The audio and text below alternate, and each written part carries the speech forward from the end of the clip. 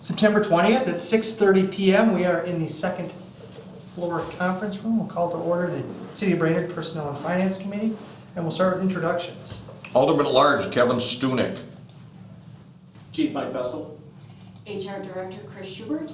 Director of the HRA Eric Charpentier.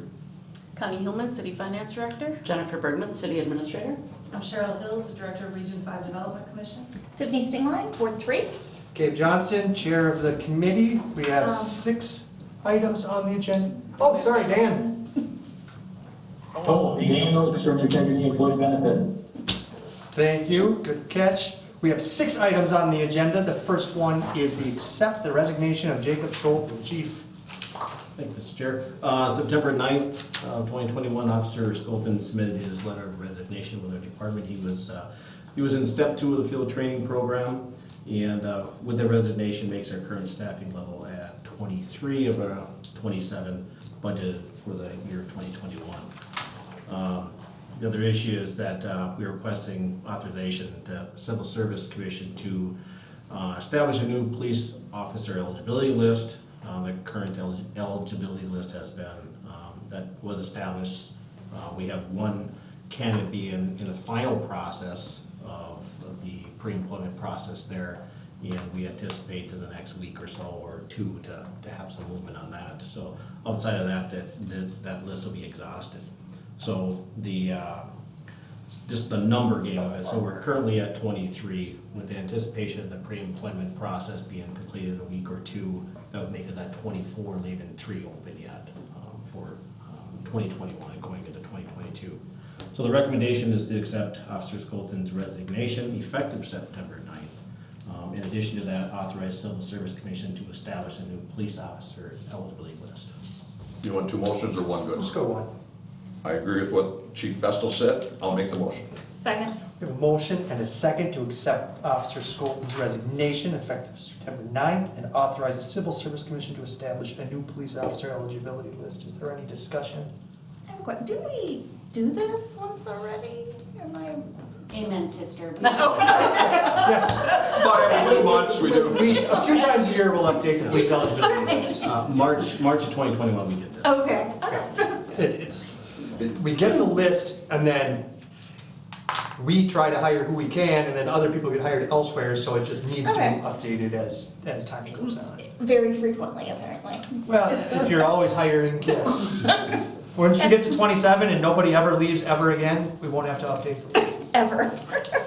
If I could just maybe, and correct me. The police department has a high standard of qualifications in their field training program. And before Mike was chief, when Mr. Corky McQuiston was chief, there was a lot of discussion about maybe lowering the standards to help get that number up. The discussion at that point was, why do we want to lower the standards of our quality candidates? So that's why we keep it up, so some of these candidates don't cut the grade. It's that simple. So just that history. Is there, maybe this is just, do we need to authorize, like, repeatedly through the year? Can we not just tell them they need to have that continuous? The civil service rules say Say we that need to do it only each time. certify the top 3 at a time. Oh. So right now we've Okay. exhausted the list, so that's why we're asking for a new Okay. list. Amen. Good question. Yeah, great question. It's governed by state statute, right? Yeah. We don't, Yeah. And because there's actually a cost at doing the process, why we're being out this role. good discussion. Any other discussion? Hearing none, we'll vote. All in favor, say aye. Aye. Opposed, same sign. That motion carries. Thank you, Chief. Next item is the approval of the 2022, I don't know if I'm ever going to use saying 2022. It's a lot of alliteration there. I don't know. Life insurance provider, Chris. Good afternoon, evening.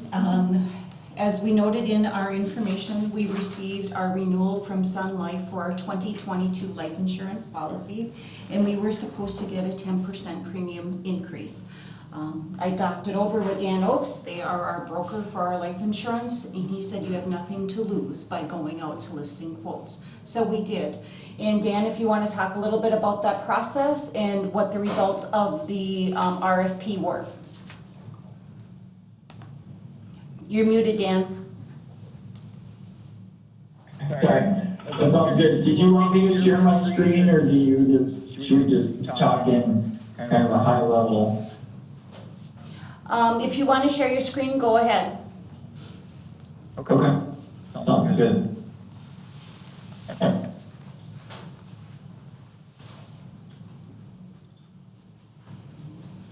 So, let me just bring this up. So we went out for RFP, and we worked with about 139 groups throughout the state of Minnesota, about 70 cities, and about 55 Minnesota counties. So we're very familiar with this process. Am I kind of echoing to you guys? A little bit. It's not bad. It's okay. Okay. I'll just keep going. So we sent this out to about 20 carriers. And like Chris mentioned, Sun Life Financial, which is actually through the Sourcewell Cooperative out of Staples, Minnesota, came in with a 5% increase, which ends up being about $1,500 per year. So for life insurance, you're always talking about kind of small numbers compared to some other benefits that the city deals with. But we did get a really nice quote from the Hartford, who we have several groups with. They came in with a 20% decrease to current rates, and then a 3-year rate guarantee. And then maybe even more importantly, they had some plan design enhancements that would really benefit employees. So from a benefit standpoint, from a plan design standpoint, they are willing to increase the maximum for supplemental life to $500,000, so employees can elect up to $500,000 for themselves. Currently, you're at $250,000 for supplemental life. On the spouse life benefit, you're currently at $100,000 of the maximum.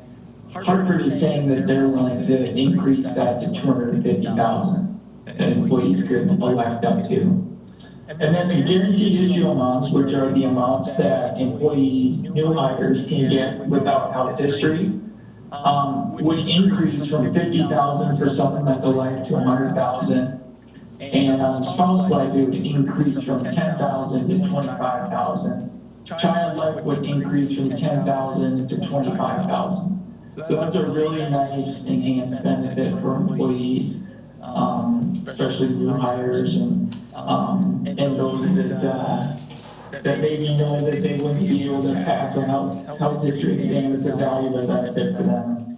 This year, Hartford is saying that all employees during this year's annual enrollment will be treated as new hires, in that everybody can get up to the guaranteed issue amounts without health history for this year. So those are the highlights for the life insurance.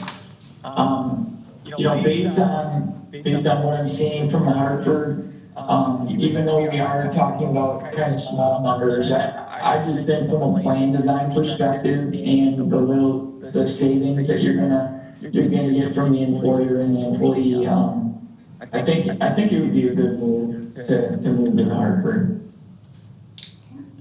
And Dan, did you say there was the 3-year rate guarantee as well? Okay, great. That's right. Yep. So with that, staff and our broker are recommending that we accept the 2022 life insurance proposal as submitted by the Hartford with a 20% decrease to our current rates. Further, to accept the updated maximums for supplemental and spouse life and the guaranteed issue amounts as offered. So moved. Second. We have a motion and a second. Any discussion, any questions? Hearing none, we'll vote. All in favor say aye. Aye. Opposed, same sign. That motion carries. Next up, 2022 health insurance broker agreement and fees. Chris. So in 2021, we did an RFP for our health insurance. We went out to market to see if we were competitive with our proposals and our plans. And we utilized a broker at that time. It was North Risk Partners. And Adam Olson had helped us with that. We had felt that that was very beneficial to have a fully engaged broker during that process. And then as also with open enrollment and things like that and questions throughout the year. So we were able to utilize his services for 2022. The cost was $25,000, but he allowed us to offset that $6,000 that he had used for that RFP process to reduce our cost down to 19. So we could see what that broker would do for us this year. And I've been very impressed. Not only did it help where he was able to negotiate our health insurance premium decrease from 6.5%, excuse me, it was 6.5%, he decreased it down to 3.7% for our premiums for 2022. But we've had a lot of questions from employees, HSA, if they're a VA service, those types of things that I just don't know about, and they know right away. I mean, they are health insurance experts, and we definitely are getting a good value for that $25,000. So staff is recommending that we retain Northwest Partners as our Better Health Collaborative, formerly the Sourcewell Plan, health insurance broker for 2022 in the amount of $25,000. Further, to approve the attached 2022 service agreement between the city and Northwest Partners. I just want to clarify that $25,000 is for all three entities, HRA, BPU, and the city, so that is not just the city share. And I so move what Chris just mentioned. Second? A motion and a second. Any discussion, any questions? My one question is, so the $18,000 that we saved is the city portion. Correct. I thought the 18,000 was the total amount of the bill for last year. No, it says the premium reduction is estimated to reduce the city's share of the Correct. 22 employer Yes. premium contribution by about $18,000. Yes. And then of the $25,000 that we're paying, less than $18,000 of that is- $13,000. So $13,000. So he saved us $5,000 plus a great service to our employees, Correct. but saved us $5,000. Yes. Okay, any other discussion? No. Hearing none, we'll vote. In favor, say aye. Aye. Why are you laughing? Do you want me to discuss No, it this just seemed further? like we're very interested in discussion. All opposed, same sign. I should have That said motion no, then we carries. could have had something else. Okay, that brings us to the considered proposal from Region 5 Development Corporation to lease the Annex. Jennifer. Thank you, Mr. Chair. And Cheryl, you come up to the table. Come on up, Cheryl. So we were approached by Region 5 Development Commission to see if we were aware of any space, office space, in the city of Brainerd, as Region 5 was interested in doing two things, having a satellite office here and also creating shared workspace. Instantly said to Cheryl, hey, we have the Annex. As you know, the License Bureau does lease a little less than half of the Annex, but their lease is up in October of 2022. We hadn't heard anything from them and did not anticipate them to be moving back to that space. In fact, had heard nothing but they weren't coming back. Well, last week we got a letter saying that they potentially are coming back, but we still haven't heard anything for certain. But regardless, Cheryl is aware of that, and we've talked about a plan if the License Bureau is there until October of 2022.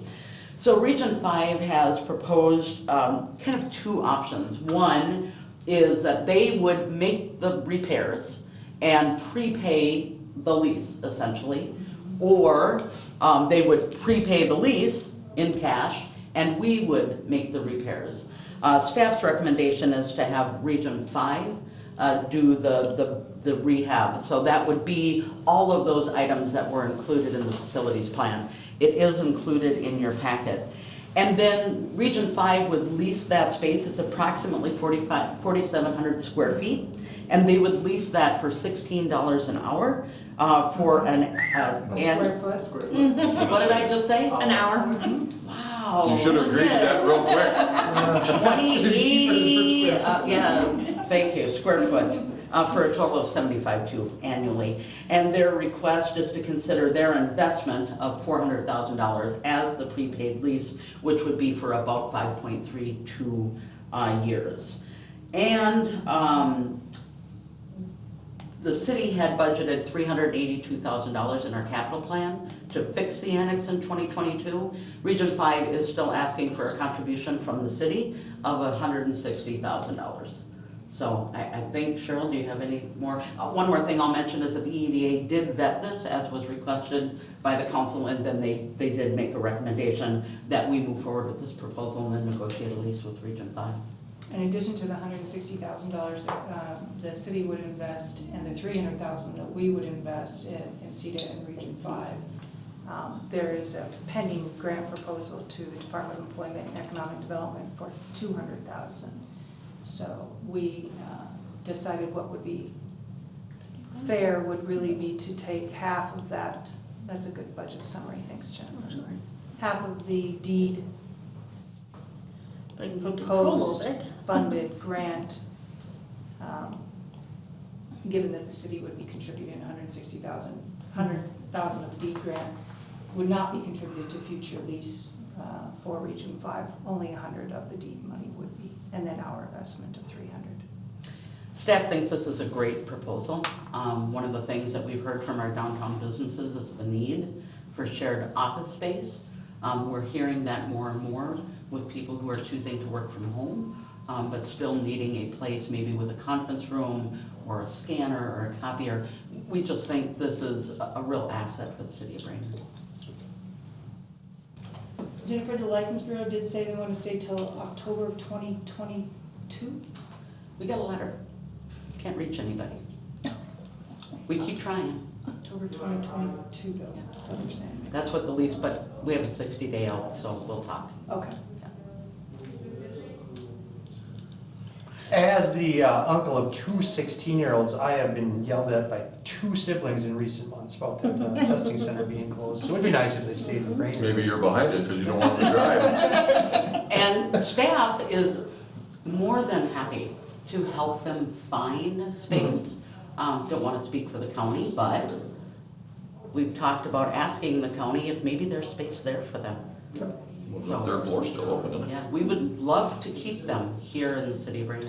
But just anything closer than Bemidji would be nice for our citizens. Agreed? But I'm on the EDA. We saw this presentation there. It was unanimously approved. It fits some strategic goals the city of Brainerd has put forward. It fits some strategic goals the EDA has put forward on having kind of a collaborative shared workspace. And we have an entity coming in willing to do that with very minimal city investment and put the historic building to good use. So I think it's a win-win-win. I agree. So I will make the motion then, that we authorize staff to move forward with the proposal and negotiating the agreement. Second. Motion and a second to move forward with negotiating and conceptual approval to the city's financial contribution and all that. Any discussion, any questions? Cheryl's here. Mr. Chair, I have one. We would bring the agreement back to the council, to PNF for your consideration and approval. Excellent. No questions. We'll vote. All in favor say aye. Aye. Opposed, same sign. That motion carries. Thank you. Thank you, Cheryl. This is really exciting. This is going to be really cool. It's very exciting. Yeah, a lot of activities, services for technical assistance to entrepreneurs, which aligns with the EDA's goals as well. So that's really, really, really good.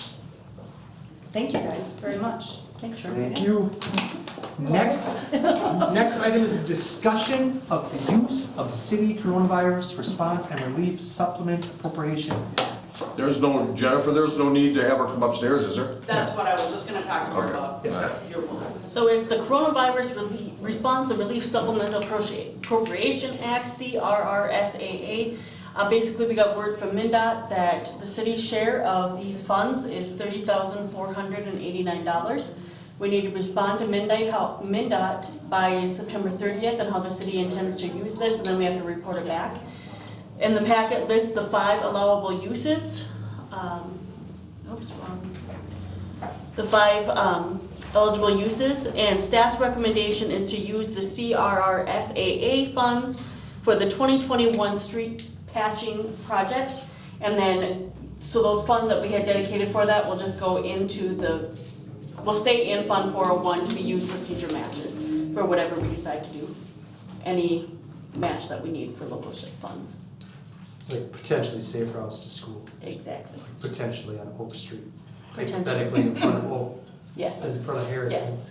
Maybe in Like 2 15 years. Yes. Okay.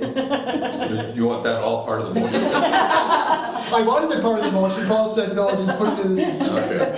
Okay. So what Connie said, Yeah. not what Gabe said, I'll make Use that the motion. city's allocation for the 2021. Gabe will be out there with signs, promoting it. Yeah. Second. We have a motion to second, any discussion? Hearing none, we'll vote, all in favor say aye. Aye. Opposed, same sign, that motion carries. Next up is the adoption of the 2022 preliminary levy and set a public hearing date. Okay, so, in the packet was a memo that showed at our budget workshop that the city council would need to set the levy at an increase of about $37,000, to have a balanced budget. That's where we're at with our workshop. Since then, in the memo, we talked about how we received our health insurance. We received our health insurance renewal, and what that meant is a reduction of $18,650. However, there are several things that were in the budget that we talked about at the workshop that have not been finalized. And the final levy can be lower, but cannot be higher than the preliminary levy. And I think one of the biggest things is the impact, if any, of the internal wage study that's being done and union negotiations with the LELS Teamsters Union as well, and how that impacts. So it is staff's recommendation to go to a 2%, just clearly to give ourselves extra room as we're going through, with the hope that we can be to 0 to 2% at the final levy. And that is not using any of the levy stabilizer money that we've built up over the last 2 years as well, at this point. So, staff gave you the history of our tax rate and our levy amounts and the changes. Well, that did not come over correctly. So look at, This is a public meeting, Connie. I said yuck. We have You said yuck. 0.5, I said yuck. I heard yours. I heard I said yuck. Icky, icky, icky. So we're looking at setting the levy amount at $6,255,826. I do believe is what that number should be. And also in the resolution is the maximum allowed by state statute for the HRA that we talked about at the last council meeting. That was a go-through. So the resolution that's attached has the amount completed for the HRA, but has a blank amount for the city. I move that we adopt the resolution setting the preliminary levy for the city and the HRA, the city one is. You have to say the dollar amount. You have to say the dollar amount. Yeah. Okay. Dang it. That is embarrassing. I move that we,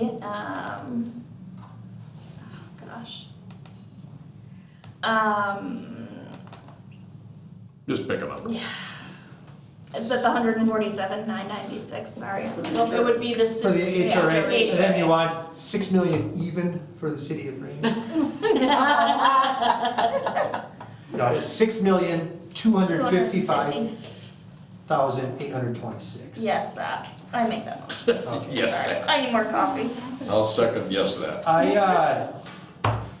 I'll vote in favor of this, even though I don't like it. I understand it's preliminary, and I see really we only need a 6,170,255,000, which is a lot less than what we're at right now, but we'll get down there, because we do have those question marks to resolve by the end of the year. Any other discussion? Kevin? No, I'm good. Hearing none, we'll vote. All in favor, say aye. Aye. Does that surprise you? It does not, it does not. That's why I asked you. Whenever there's questions, I don't know the answer. All opposed, same sign.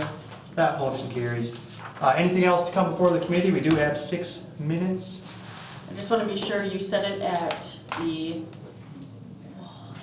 The 2% increase, the Yeah. 6,255,826. yes, that, it should be Is what it it 8 is. or 9?